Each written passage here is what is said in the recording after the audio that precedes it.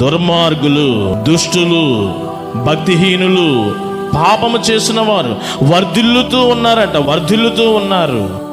వారికి చక్కగా బిల్డింగ్స్ ఉంటున్నాయి, వ్యాపారాలు ఉంటున్నాయి, వెహికల్స్ ఉంటున్నాయి, ఆరోగ్యాలు బాగుంటున్నాయి, వారి పిల్లలకే ఉద్యోగాలు వస్తున్నాయి. అంత అన్యాయస్తుడైనా, మోసగించేవాడైనా, దౌర్జన్యపరుడైనా, హింసకుడైనా వారికే పెళ్ళిళ్ళు జరుగుతున్నాయి, వారికే గర్భాలు వస్తున్నాయి, వారికే గృహాల మీద గృహాలు కట్టుకుంటున్నారు, వాహనాలు ఉంటున్నాయి.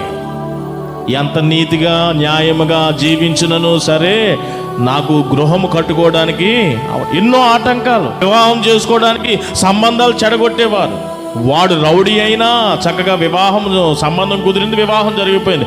ఎంత చక్కగా అల్లరి ముద్దుగా పెంచుకున్న నా కుమార్తెకి వివాహము సెట్ అవ్వట్లేదు.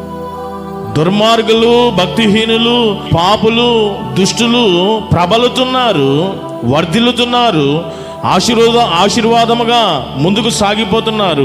నీతిగా ఉండేవారు మాత్రము ఇంకను కుదించబడిపోతున్నారు, కిందకి దిగజారిపోతున్నారు. ఇలాంటి టైంలో నీతిమంతులకు వారిని చూసినప్పుడు ఏం కలుగుతుంది?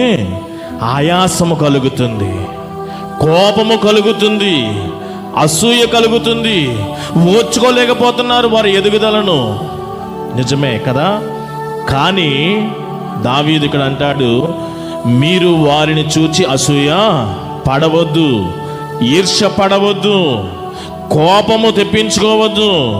మీరు చేయవలసింది ఏంటంటే మీ దేవుని యందు మీరు ఆనందపడండి, మీరు మీ దేవుని మీద ఆధారపడండి, మీరు మీ దేవుని మీద ఆశ నిలిపి ఉంచండి, కనిపెట్టుకొని ఉండండి.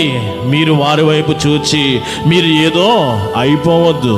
మీరు చాలామంది అనుకుంటారు, మనము కూడా హత్యలు చేయడం మొదలు పెడదామా, ఇంకా మనము కూడా మోసాలు చేయడం మొదలు పెడదామా, ఎందుకంటే మనకంటే నీతిగా జీవించడం వల్ల నాకు ఏం మిగిలింది, మనము కూడా వారిలా మారిపోతే బాగుంటుంది, కొంచెం ఏదైనా 4 రాళ్ళు వెనకేసుకోవచ్చు అని ఆలోచన వచ్చేస్తుంది. కాదు, ఇక్కడ దావీదు అంటున్నాడు ఒక చక్కని మాట, కీడు చేయుట మాని మేలు చేయము, అప్పుడు నీవు నిత్యము నిలుచుదువు.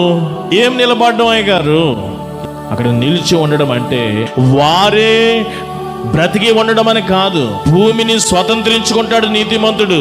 వారు నిత్యము నిలిచి ఉంటారు. నీకు నీ యొక్క జనరేషన్, నెక్స్ట్ జనరేషన్ ఉంటుంది. నెక్స్ట్ జనరేషన్ అంతా కూడా నీ పిల్లలు భూమి మీదనే జీవించి సజీవులుగా ఉంటారు అని నిలిచి ఉంటారని దాని అర్థం.